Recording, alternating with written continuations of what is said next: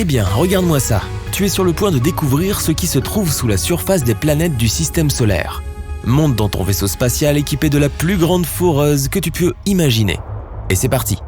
Tu commences par Mercure. C'est la planète la plus proche du Soleil. À première vue, l'endroit ressemble à notre bonne vieille Lune.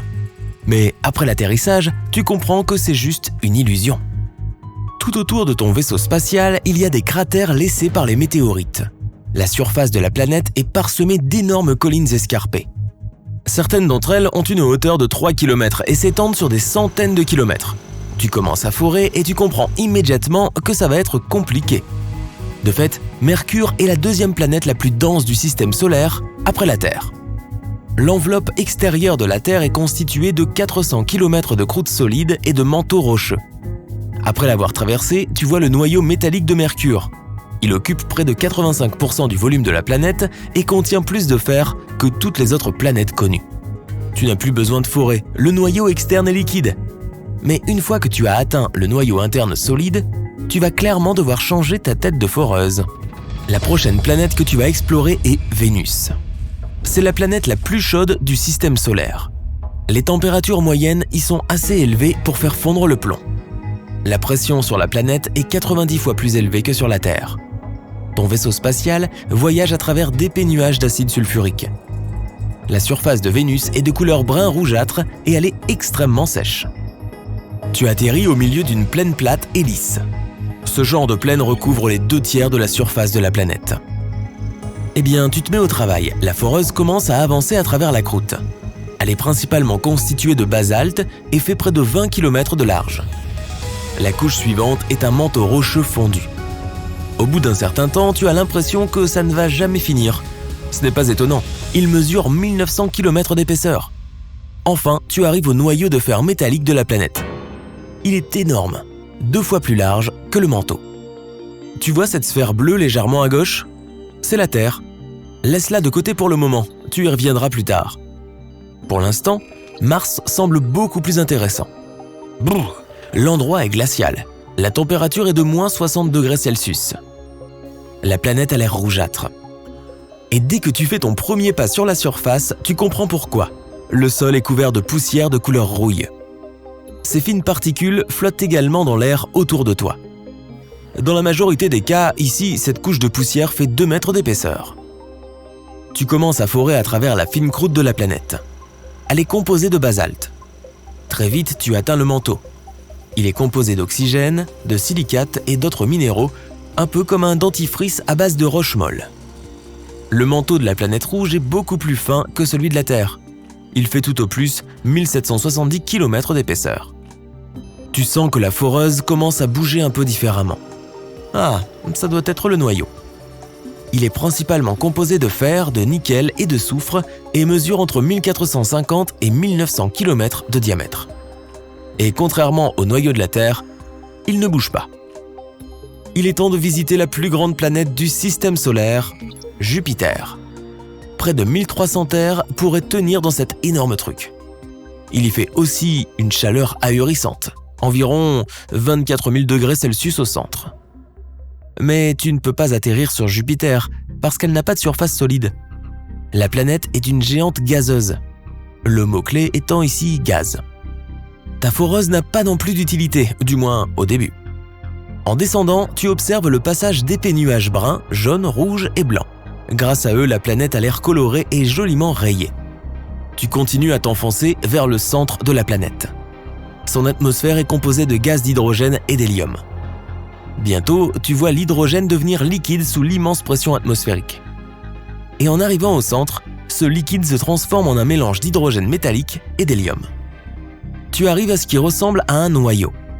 Mais même avec l'aide de ton équipement, tu ne peux pas savoir si c'est une boule de liquide en fusion ou une roche solide qui fait de 14 à 18 fois la masse de la Terre. Peut-être qu'un jour les astronomes t'aideront à répondre à cette question. La planète suivante s'avère exceptionnellement venteuse. Comme moi, je lâche parfois des vents. Les vents sur Saturne soufflent à plus de 1770 km/h à l'équateur. Vu d'en haut, on dirait que la géante gazeuse a une surface solide, brun jaunâtre. Tu passes à travers plusieurs couches de nuages différentes. Et soudain, tu réalises que tu ne peux pas faire atterrir ton vaisseau spatial ici non plus.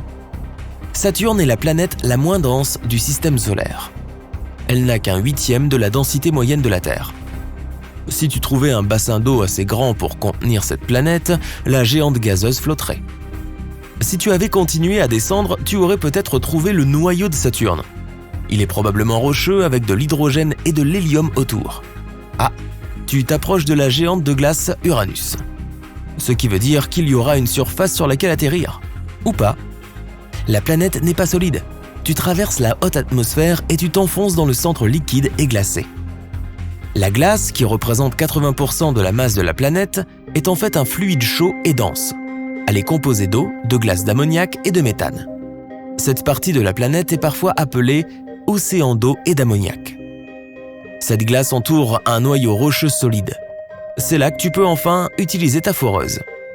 Le noyau est petit, il fait la moitié de la masse de la Terre. Comparé à d'autres planètes, on pourrait dire qu'elle est assez froide, seulement 5000 degrés Celsius. Tu arrives au point le plus éloigné de ton voyage, Neptune. Elle fait 4 fois la taille de la Terre, mais 17 fois plus lourde. La surface bleutée que tu vois en t'approchant est une couche de nuages permanents et de gaz tourbillonnants. Sous cette surface, il y a un grand manteau, liquide et chaud. Le manteau est riche en méthane, en ammoniac et en eau, et équivaut à 15 fois la masse terrestre. Enfin, tu as quelque chose à forer. Le noyau de la planète est solide. Il est principalement constitué de fer et d'autres métaux. Tu continues à forer jusqu'à une profondeur de 7200 km. Les astronomes sont presque sûrs que c'est là que tu peux trouver une couche de diamants. C'est vrai, il y pleut des cristaux de diamants. Il est temps de rentrer à la maison. Les gens ont déjà foré des trous assez impressionnants ici, mais ils n'ont jamais été assez profonds pour traverser la croûte. Une fois que les foreuses parcourent un tiers du chemin, la température atteint les 180 degrés Celsius et l'équipement ne peut plus fonctionner. Mais ta foreuse est bien plus puissante que cela. C'est pourquoi tu te déplaces facilement à travers la croûte. Elle occupe 1% du volume de la Terre et elle est séparée en plaques tectoniques. Elle laisse la chaleur s'échapper de l'intérieur de la Terre. Ensuite, tu atteins le manteau. Cette couche a une épaisseur d'environ 3000 km et représente près de 84% du volume de la planète. Elle est constituée de roches silicatées riches en fer et en magnésium. Tu n'as plus besoin de forer. Le noyau extérieur de 2400 km d'épaisseur est liquide. Il est constitué de fer et de nickel, mais la pression n'est pas assez élevée pour qu'il soit solide. Tu passes la frontière entre le noyau externe et le noyau interne. C'est tout un défi. La température est de 6000 degrés Celsius, aussi élevée qu'à la surface du Soleil. Et la pression est de 3,3 millions de fois supérieure à la pression atmosphérique au niveau de la mer. Le noyau interne est une boule solide faite de fer et de nickel.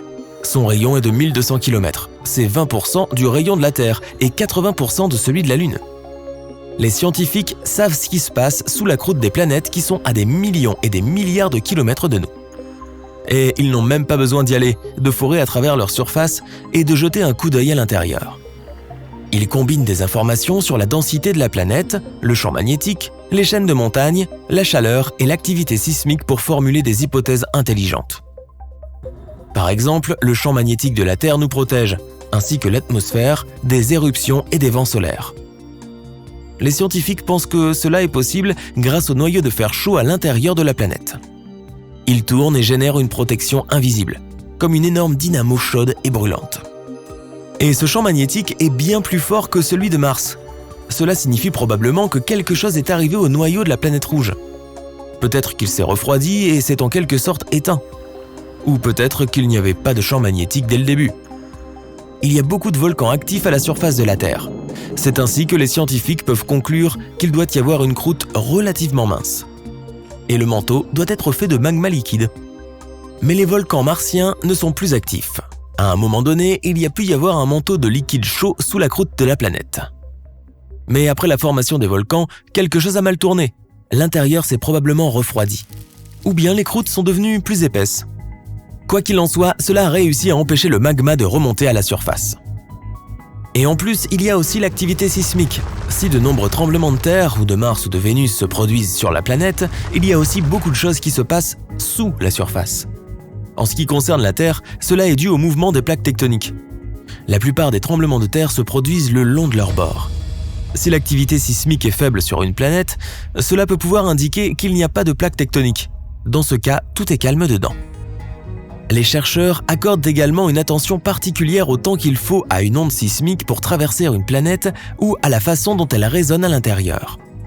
Cela peut être utile pour obtenir plus d'informations sur la densité de la croûte, la composition du manteau, etc. Mais les scientifiques doivent être extrêmement prudents quant aux causes de ces tremblements de terre. Parfois, ils peuvent se produire du fait d'un impact de météorites sur la planète. Et cela n'a aucun rapport avec les processus qui se déroulent sous la surface.